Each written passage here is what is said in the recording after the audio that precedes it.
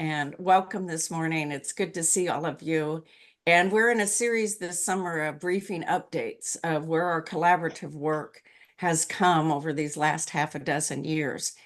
And we're going to wait two more minutes, maybe an announcement or two now. And I see that Erica is with us.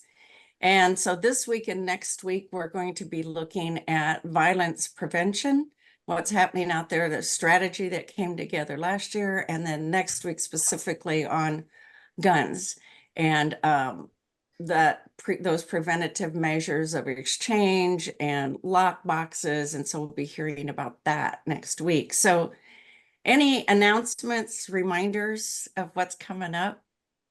Karen Ball, I know we've got one reminder. So this month, since we've now entered August, the evening of August 22nd, and then including 2 full days of the 23rd and 24th, NOMOS, which stands for the National Organization for Men Against Sexism, is partnering with local organizations here in San Antonio that are talking about how do we reduce the pandemic or epidemic of domestic violence. And so this is a collaborative effort. We would love to see everyone there. And I will throw a link in the chat for people. And I looked and I had no idea, so it's a confession, how long NOMOS has been around. This isn't a new thing. And the efforts and the quality and the depth of the work that they're doing.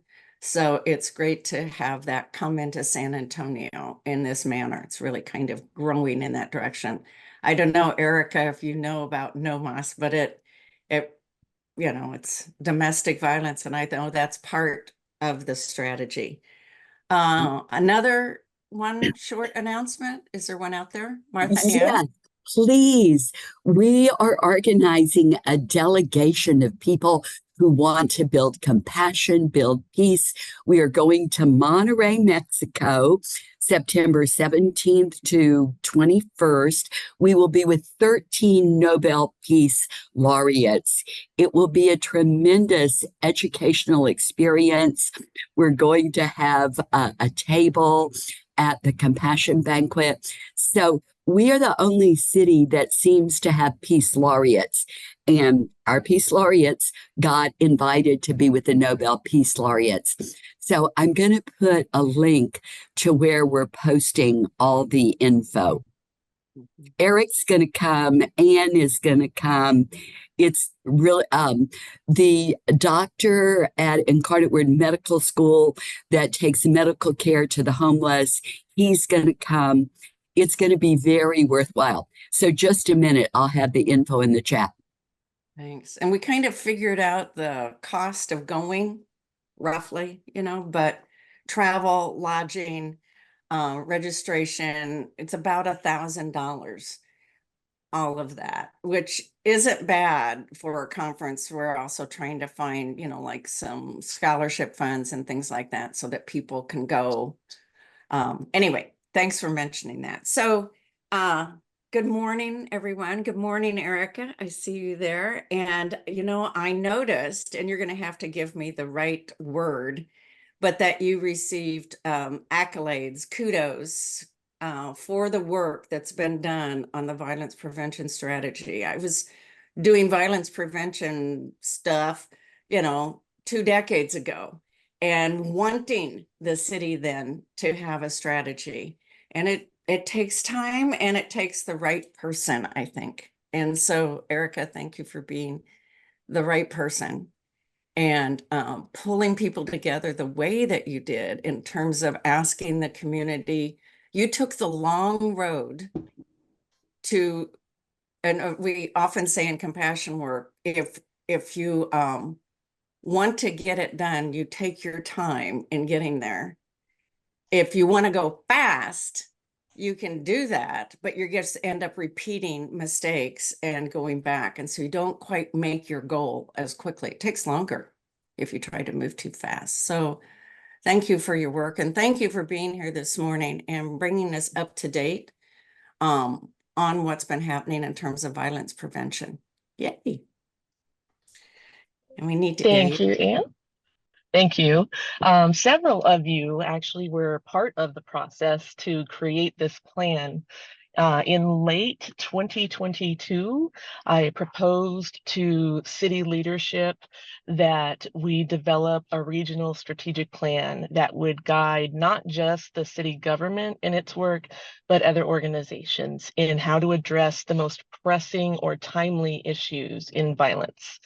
The goal was to put together a multidisciplinary and community representative panel of people to develop that strategic plan.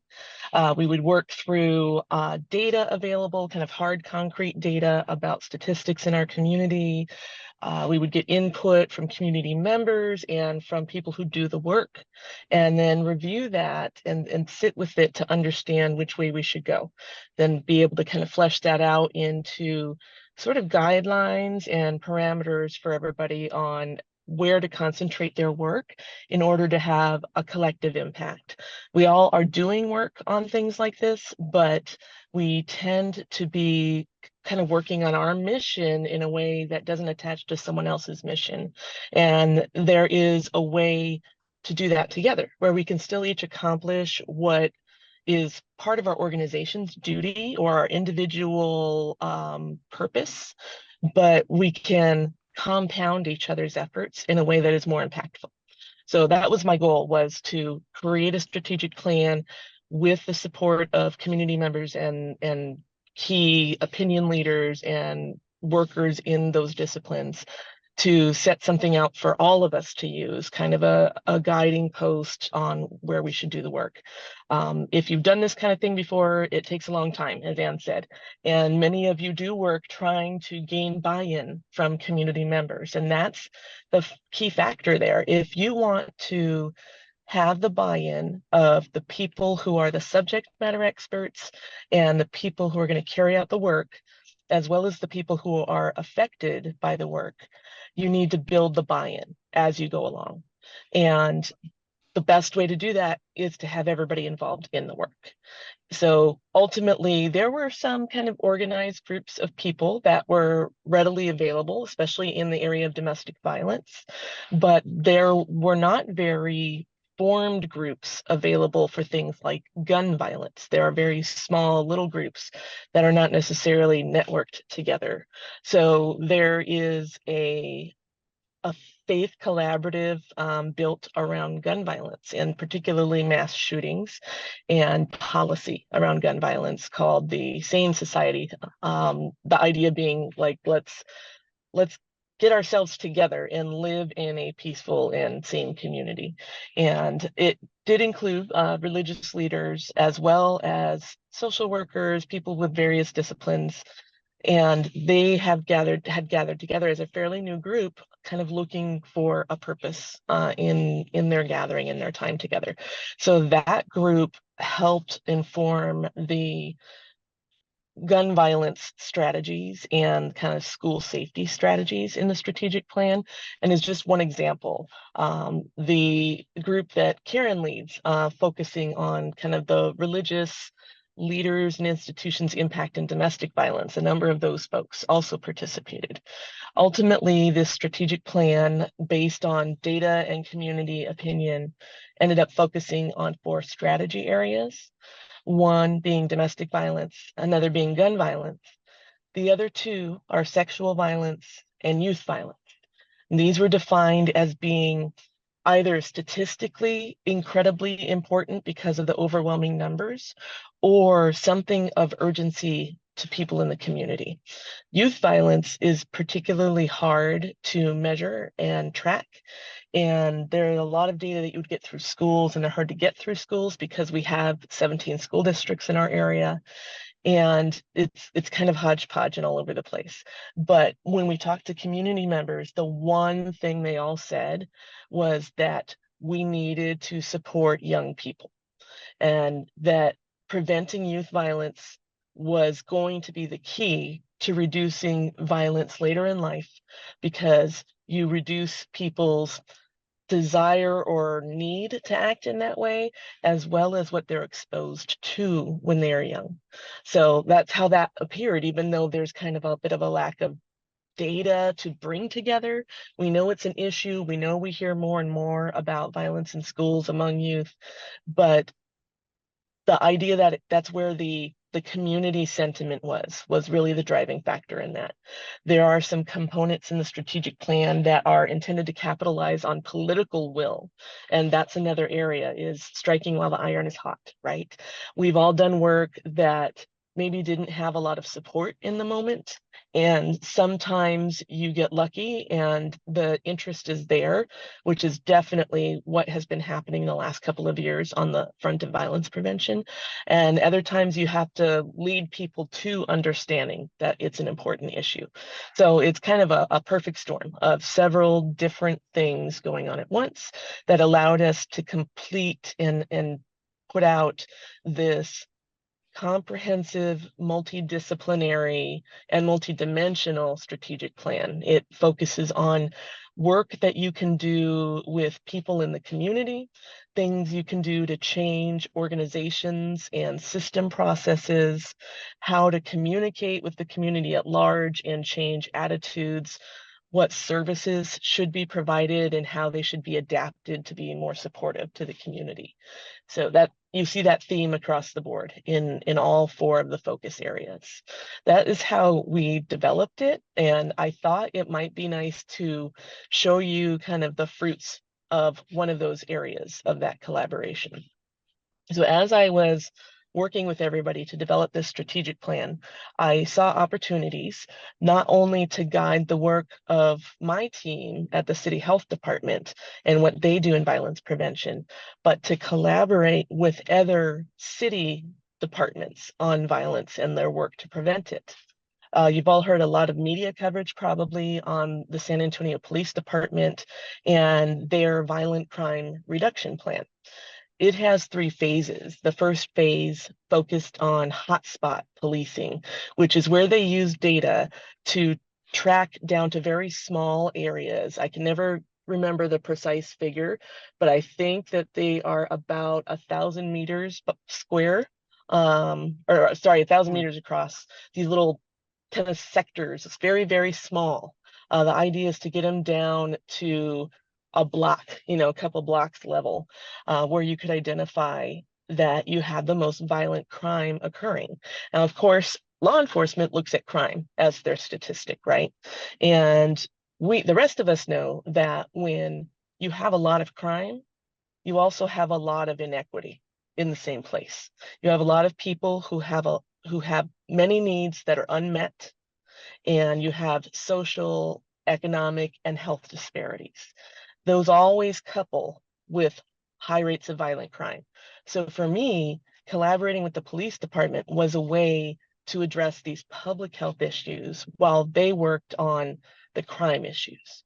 And we know that law enforcement usually has better access to do these kind of things and more community support or political support. So it was a good vehicle to helping us address some of the issues in the violence prevention strategic plan.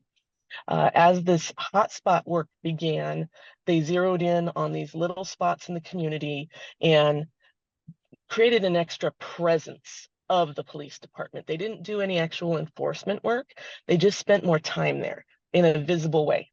And that is a strategy that is shown to reduce criminal activity for a period. It will kind of dampen it, as well as in the areas right around. And the idea there was to really cool off the temperature of what was happening long enough to be able to start digging in and doing deeper work in those areas. As the police department has moved into phase 2 of their work, they keep those hotspots going, but now they're using that hotspot data to identify areas of the community with the most violent crime that would benefit from deep invested work in the social, economic, infrastructure needs of those communities. And that's exactly where the strategic plan that we worked on crosses over. There's a really good intersection there between the two.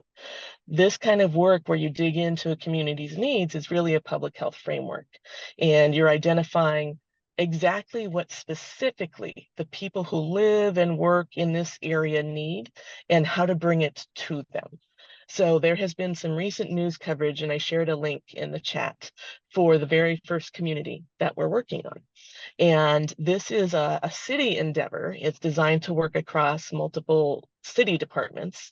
And there are about 12 City of San Antonio departments involved in the effort, including the department where Ann works, Human Services. We got together one delegate from each department who had some expertise in the things that their agency does to sit together and examine a specific neighborhood. In this case, it is a public housing community located on the southeast side of town, very close to downtown. And all of these violent crime calls were isolated to one address because it's an apartment community.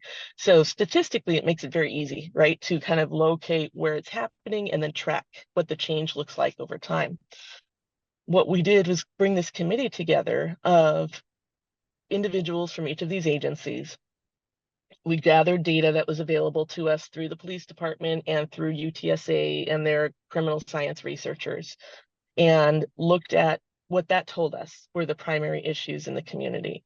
We went and spoke to the community manager, spoke to some residents, dug into our own data, health department data, human services data, public works data, code enforcement, all of those things, and started looking at what that data told us and put all the pieces together to give us a better picture of what was happening in this particular neighborhood.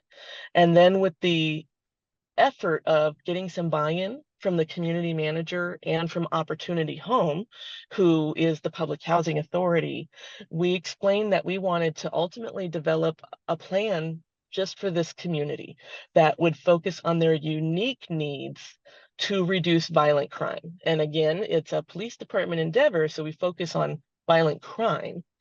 But as I said earlier, I know that addressing violent crime also addresses social, economic, and health disparities because they all have the same root causes.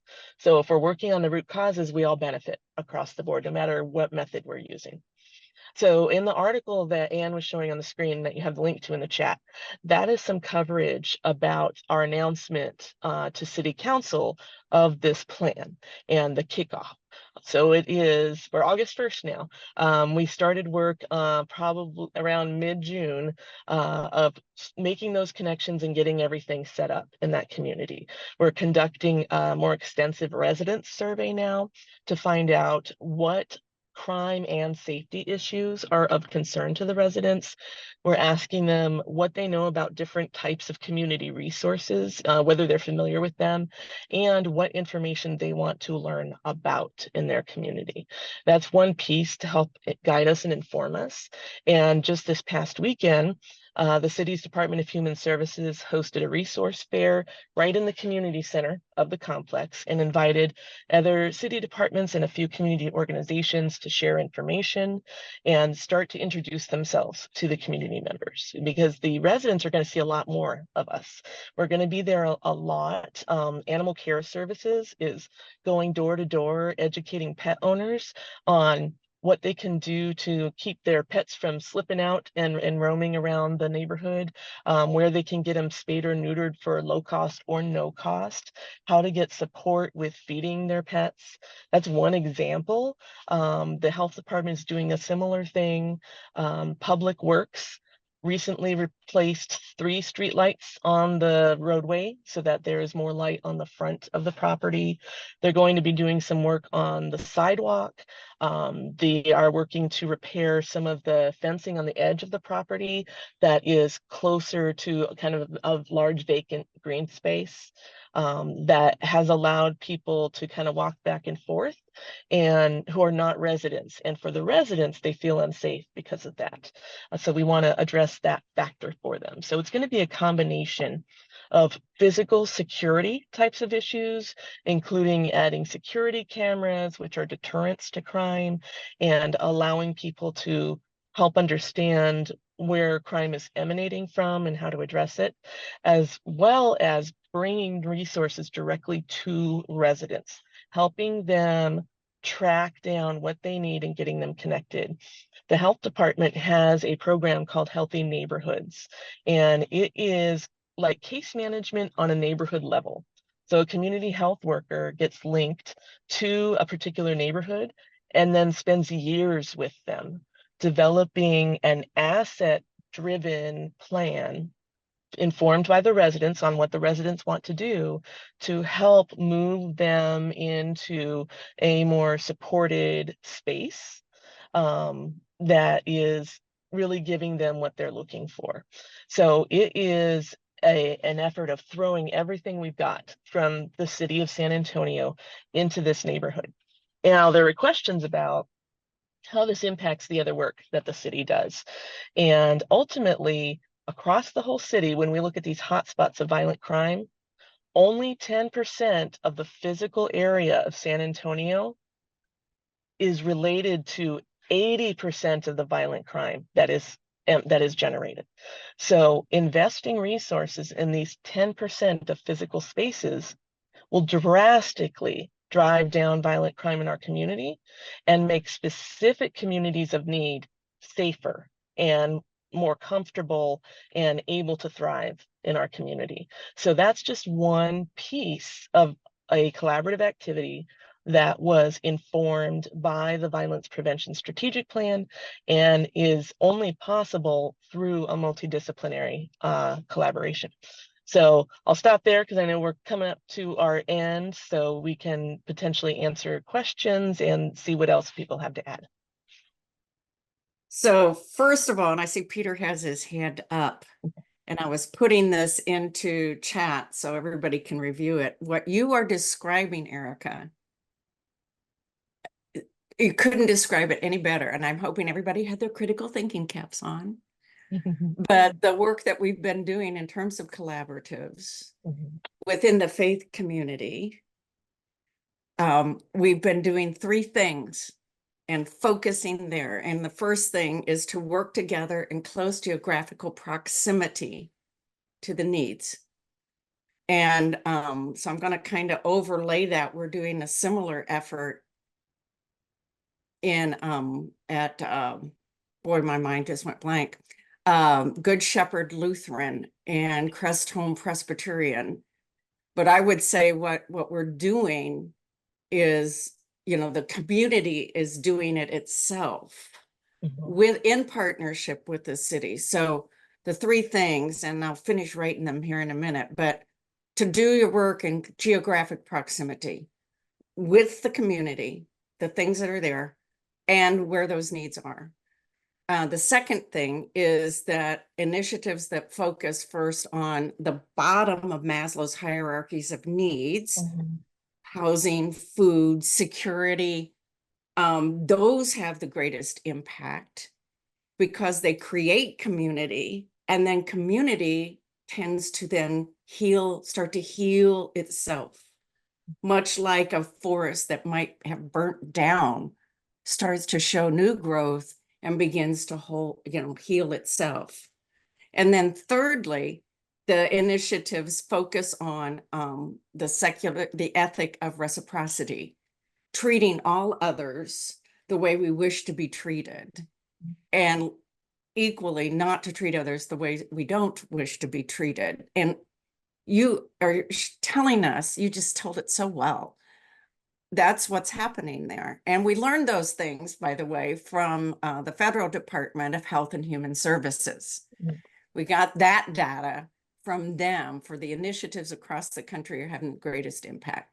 Geographic proximity of the work even itself, bottom of Maslow's hierarchy, and treating others the way you wish to be treated if you think about safety and security where you live, right? So I'm going to post those. I'm very excited because I want to talk to you so much about then what's being created on Goliad Road by the community itself. So we're doing the same work, you know, kind of like this lovely layer cake, I would say, you know, some great icing on it. So we're going to go to Peter, but I'm going to remind everyone. Oh, and look, Beverly's got her hand up. Everybody wants to talk. But next week, we're going to continue this conversation, but it will be specifically around guns and the gun exchange and safety lock boxes, because there's a faith community collaborative effort that's there. And so to hear that, and then I think we're going to roll into housing because we've got some things going there. So, Peter, oh, and Alice has her hand up. I mean, they want to talk to you, Erica. Peter. Thank you, Ann, and thank you, Erica. Good to see you again. Great work. Thanks for that update. I always mention your strategic plan when I'm talking about building any kind of strategic plan, because Ann really hit it the nail on the head about how you built it out, and it's just great to see the detail of the work. But I want to preface a question with our Bridges to Care Helping Hands program was launched in conjunction with the Fusion Center, because I saw the correlation of how the mental wellness intervention and the Fusion Center work and community, because they reached out to us as a faith community to engage us. And I know they have a program, you know, and thank you for introducing it through At the Intersection, but they have a program, it's called, I believe it's called Fusion Liaison members Officer. or officers. There you go. Right, Yeah. where you can become, and we're working toward that. And I know that then Lisa from the Jewish Federation, she's a part of that, and they're doing the work and they're directly engaged. So I really appreciate that program. So question, I know when you formed it and St. John, and I just want to get an update on St. John's involvement. And when you talked about the specific work you're doing, how the faith community has been engaged in, and give us some tangible, feedback on that part, because I love the concept and I can just see how it could work in so many communities that are willing to engage it. Well, St. John was particularly involved in the development process. We borrowed a person who is on the staff of the church who helped us organize people and really organize the behind the scenes part of getting everybody together and creating that strategic plan. So now for St. John's, it's their turn to take a look at the strategic plan, think about the things that are important to their congregation and their neighborhood, and decide what they want to do. And I'm actually due to go check on them and say, what are you thinking about doing? Because I'm trying to document that as much as I can across the city. In terms of the faith community being involved, what you're going to hear about next week from Pastor Rob is a very good example of that. COPS Metro is ultimately a faith-driven organization focused on policy and action around guns. And they have been heavily involved in any of the events in the city with gun lock or gun safe distribution. And I've been involved with those events as well. So we're crossing over between the government and the faith community, trying to demonstrate that this is important to both worlds and using our unique access to the community to combine our efforts. Thank you. Great work. Alice. Hi. Hands up. Yeah, it sounds very exciting.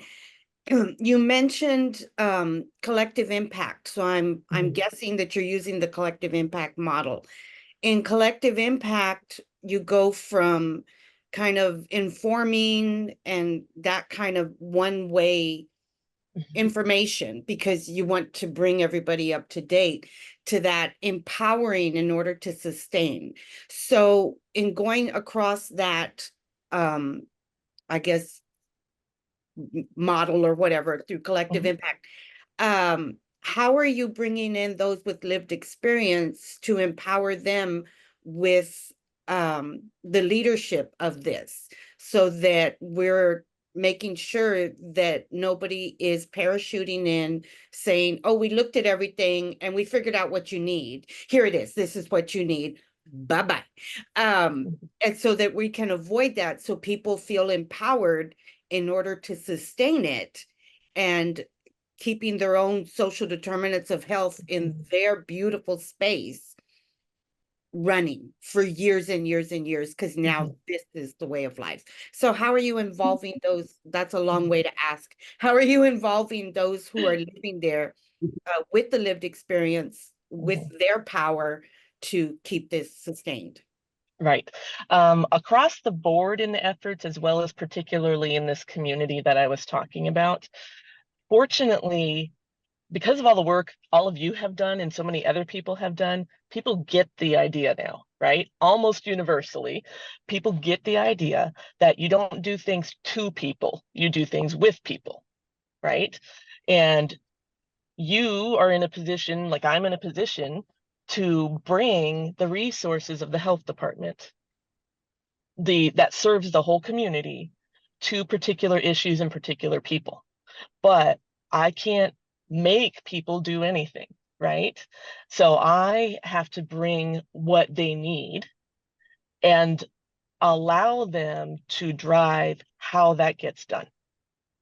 And we all know that if we go and just do something and then walk away, it fizzles out, right? It only continues as long as somebody is there to tend to the fire. And ultimately, residents themselves are the people who are going to tend to that fire long term. And the health department's been doing that for a long time with this healthy neighborhoods, neighborhood level case management model, where one community health worker helps a whole neighborhood, right, identify their assets and how they can use the assets to take them where they want to be. It builds empowerment, it builds social capital. Those things all lead to better outcomes and healthier people. So that is baked in to the processes that were mentioned in the strategic plan. People with lived experience participated in creating the strategic plan. They informed the data we used to make decisions, and they are involved across the board in carrying out the work. And a lot more people are identifying themselves now as someone who has related experience, right? And so many of us who work in these fields are among those. So we're starting to be able to tap in not just to a very vocal and active resident, but to people who do the work who also have the experience and are trying to say, I remember when this happened to me, and what was more helpful was these things, and what was less helpful was those things. You know, So. I realized just now, Erica, how much I miss listening to you talk. This whole baked in, right? So here we are making this layer cake, but that's such an Erica term, you know, baked in, you know, and you're talking about community. I love that. Beverly, your hand's up. Oh, well, good morning, everyone. Erica, I want to just hello. It's good to see you. And I'm so glad to hear what you're saying. And along with that, I just want to give you your props. You know, again, we got a chance to work a little bit with you with the domestic violence campaign. But what I love is the fact that it's nothing for us without us. Kind of that whole mantra of that has just been so cool. But also something that you all that Erica didn't really tell you about is that kind of strategy that she has talked about in terms of not having of being able to really what we have called hotspot policing that we've really done on the east side. It's really, you know, people will say the east side's a bad part of town, but it's not. But it's not the whole east side. We have pockets where we have, you know, lots of drug trafficking related to the gangs. It's all of that, but it's in pockets. And working truly and doing some of the things that Erica has talked about, which it allowed us to pinpoint some things. And we were able to get the 402, by the way, the ice house that was selling drugs to our kids and right out the back door. We were able to get it closed down. We were able to literally target some of those places to get, you know, some of those houses demolished. And I just wanted to say it's being able, public safety and public health, they're one and the same, because you can't do one without the other. And it's just been really great. You were very vigilant, and thank you. I just wanted to say thank you. It has certainly made a great difference in our community. So, you know, giving you all your props, and God put you where you're supposed to be. You're doing purposeful work. Thank you, Beverly. And Karen has her hand up. Thank you, Erica, for all your work that you're doing. And I really appreciate the effort to have those that are most affected at the table in determining a response, because it's not only buy-in that you need, the creation needs to come and full participation by those most impacted. My question actually is about economic resources, because you pointed out that many of the hot spots that see violence are also dealing with high levels of ACEs and other factors. And so I'm wondering, are you utilizing community wealth building knowledge and donut economics to make an economic situation that brings democracy to the economy in those areas? So those concepts are highlighted in the strategic plan overall for the community as methods that help sustainably create change that is positive for residents. In this particular community, because we're working strictly from the city government perspective and starting with what we have not incorporated that just yet. We kind of made a plan for the first year or so, year to year and a half of where to start. And that was with everything that we have on hand. And then I think we're going to go from there and look at how do we then go a little deeper. You know, we took care of the superficial things and the low hanging fruit, and that has kind of become integrated in residents agree to those things and are supportive of that. Then how do we bring in these kind of changes to concepts that are more intangible, but they're the way that the work gets done. So you're kind of starting sort of from what we have on hand, and then we're going to grow from there. Mm-hmm.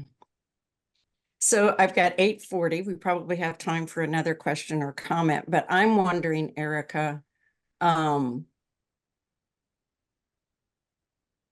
if you had the opportunity to, and you do, but to tell the community at large, you know, like if you were able somehow, we haven't figured this out, we really need to, but if you were able to communicate across all of San Antonio, something that if we all got it, right? Whatever that is, it would make all the difference in the world in terms of our community and healing. What would be that one thing? I know it's kind of a big question, but I really think that most of the solutions are already out there. They already exist. And what we need to do a better job of is identifying where and how to use them and doing that together.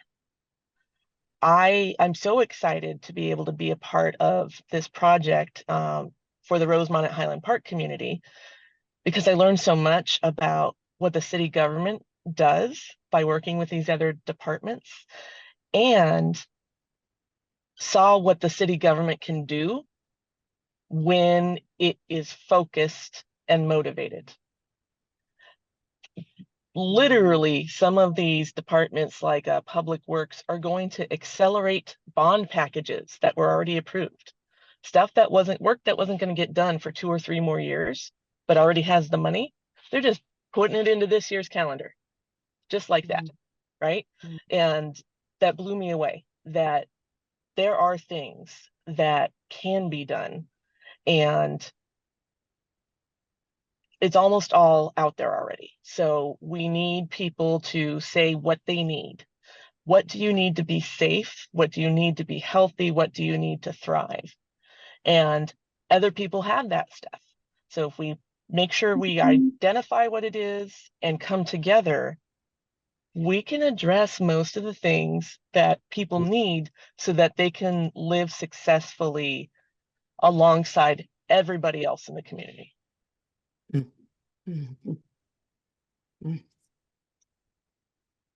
Yeah, you know, could we have an amen to this? That's not even in my tradition, but it's in the tradition, you know, like, yes. It's, you know, yes. It's 8:43. I'm wondering if we could all just open our mics at the same time and do a cacophony of gratitude to Erica and her leadership.